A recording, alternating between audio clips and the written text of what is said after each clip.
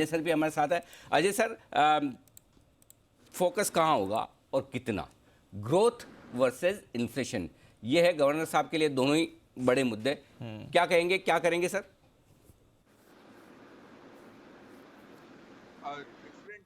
Different देशों में fade के चेयरमैन ने कहा कि हम ट्रांजिएंट वर्ड को ड्रॉप कर रहे हैं, उसके चलते मार्केट्स घबराए थोड़ा, तो हमने देखा गिरावट। मैं आशु जी से सहमत नहीं हूँ, पॉलिसी का इम्पैक्ट जरूर आता है मार्केट्स पे, और आज जिस तरह से मार्केट्स पॉलिसी से पहले बढ़े हैं, लगता है पॉलिसी के बाद थोड़ी मायूसी हो सकती है। एकोमोडेटिव पॉलिसी रहेगी, कोई चेंज नहीं है, इन्फ्लेशन नंबर 5.3 रहेगा, जीडीपी 9.5 ही रहेगा, लिक्विडिटी वो निकालते रहेंगे मार्केट से।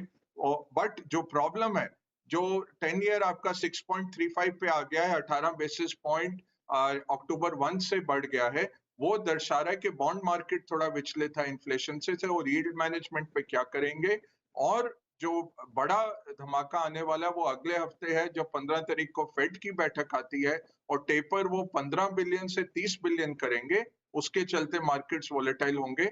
उसके सामने क्या आज शक्तिकांत दास साहब कहते हैं, और अगर क्रिप्टो पे कुछ वो कहते हैं जो पार्लियामेंट में आने वाला है बिल, अगर उस पे भी कुछ ये प्रेस मीट में वो कुछ कहते हैं अनिल जी, ये मेन रहेंगे। बट पॉलिसी का इम्पैक्ट आता है, जो हमने देखा है, टाइटनिंग जब हो रही है पॉलिसियां, तो मार्केट्स थोड़े विचलित हो रहे हैं, मार्केट्स गिरेंगे अगले साल जब पॉलिसीज टाइट होंगी।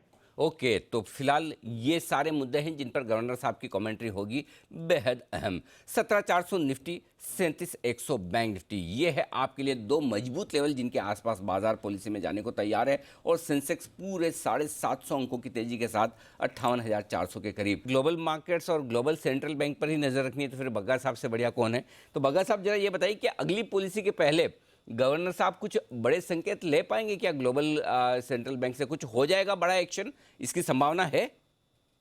जी अनिल जी, क्योंकि देखिए, फेड की तो बैठक है अगले मंगलवार और बुधवार को, तो उसमें ये लगभग तय है, जो उनके बयान आते रहे हैं, कि 15 बिलियन की जगह अब 30 बिलियन का टेपरिंग करेंगे महीने दर महीने।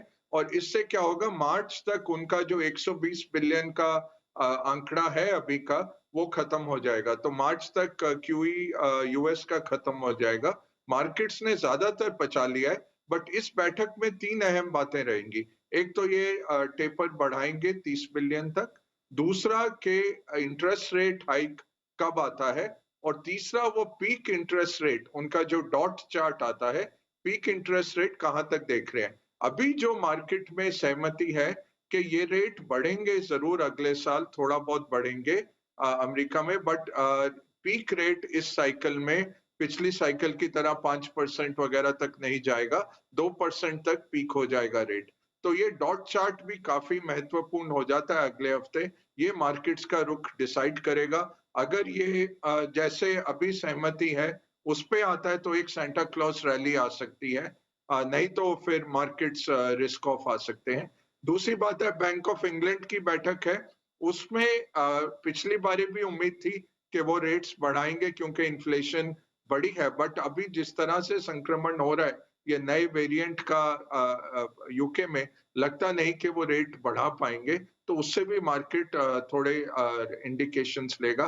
बैंक ऑफ जापान ने ऑलरेडी कहा है कि वो ज्यादा नहीं बढ़ाएंगे अब स्टिमुलस, बट उस पे बने रहेंगे। और जैसे दीप कह रहे थे, चाइना ने जो मंडे को घोषणाएं की, एक उन्होंने रिजर्व रेट काटा, जो हमने जुलाई से कहा था कि हमें उम्मीद है नवंबर दिसंबर में अगला रिजर्व रेट कट आएगा, वो आ गया। और उससे हमने देखा जिस तरह मेटल्स दौड़े कल, और पूरा एक खुशहाली का वातावरण आया मार्केट्स में। दूसरा, उनकी कम्युनिस्ट पार्टी के पॉलिट ब्यूरो ने, जो उनका कैबिनेट है, उसके स्पोक्स पर्सन ने ये कहा कि हम फिस्कल और मॉनेटरी पॉलिसी इस तरह से रखेंगे कि ग्रोथ जारी रहे।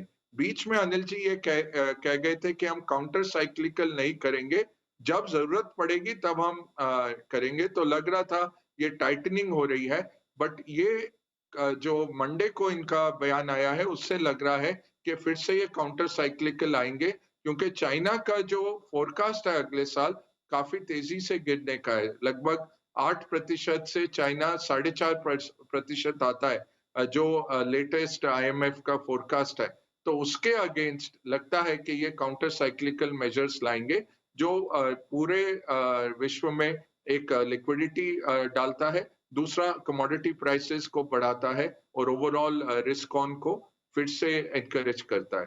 तो ये बहुत महत्वपूर्ण सिग्नल्स रहेंगे।